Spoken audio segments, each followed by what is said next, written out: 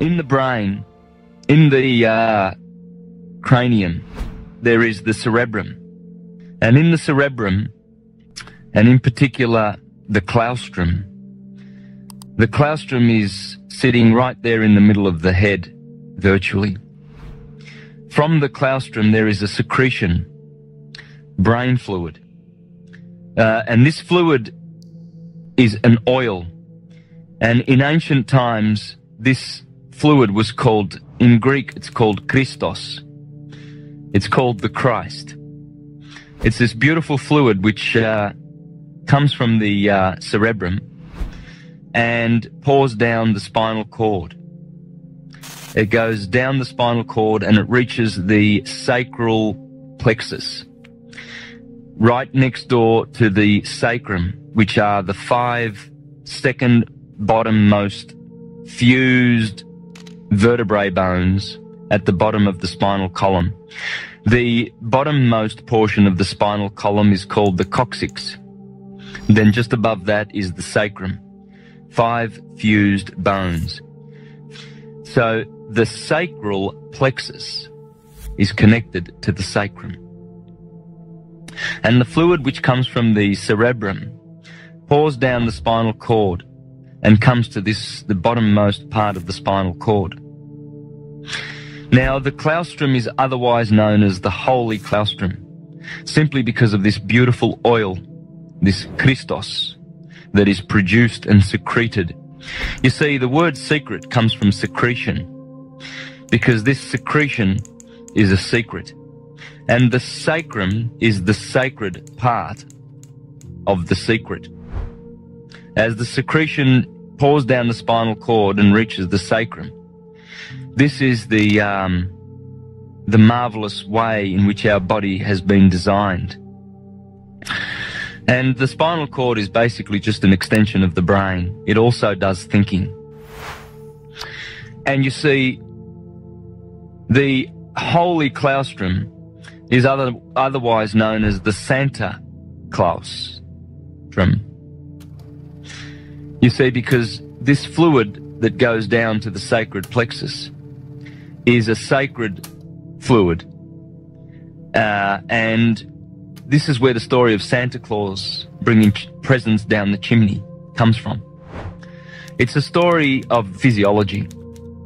And the Bible is a beautiful manual of physiological regeneration.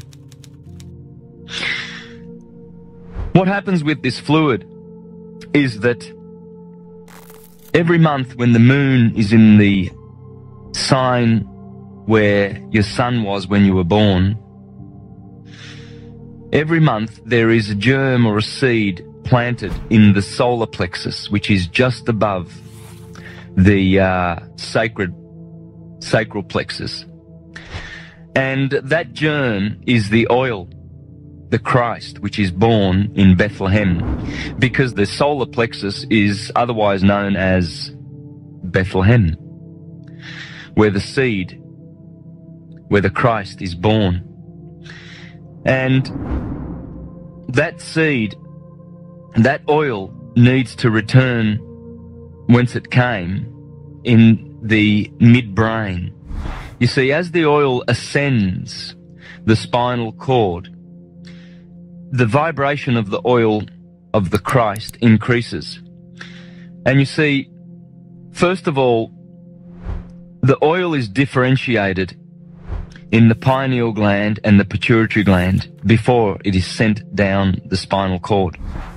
And the pineal gland is the electric portion, and the pituitary gland is the magnetic portion.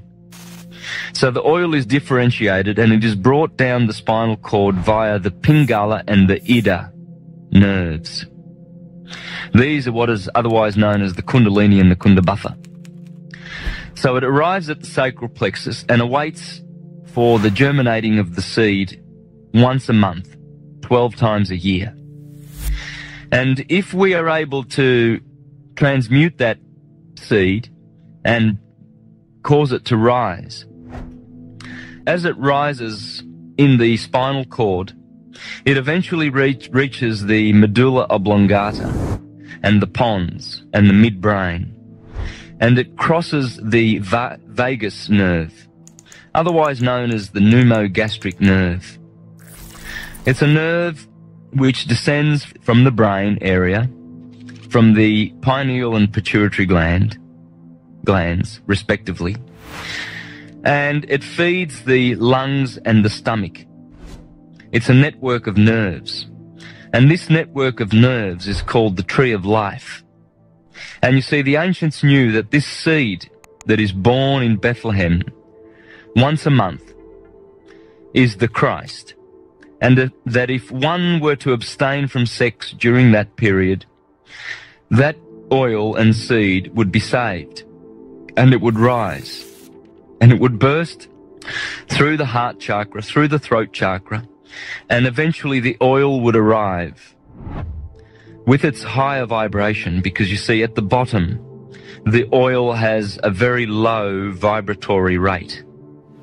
Whereas with proper practices, meditation, breathing, good eating, and good peaceful behavior, one is able to raise that Christ, that oil, so that it crosses the vagus nerve at the top of the spinal column, the 33 vertebrae of the spinal column. You see, because the Christ is crucified at 33 years of age. When the oil arrives at the very, very top, there awaiting is the optic thalamus, an egg-shaped organ in the middle of the head. When it crosses this pneumogastric nerve, this is called the crucifixion. The oil is not killed and destroyed, but it is magnified 1,000-fold. And the oil then touches the optic thalamus, and for 2.5 days remains in a condition that is considered to be dead, and then reaches the pineal gland after 2.5 days and illuminates the optic thalamus and the pineal gland. The optic thalamus was known as the light of the world by the Egyptians and the Greeks, because they knew their physiology and anatomy, and they knew that this precious oil, which descended from the claustrum, from the cerebrum, and was differentiated in the pineal and pituitary glands, and descended the spinal cord, they knew that it would ascend eventually, and that the enlightened portion of mankind were able to cause this Christ oil to ascend, so that it would ascend to the optic thalamus and cause it to be lightened. What in turn happens is that millions of brain cells that were dormant are now awakened.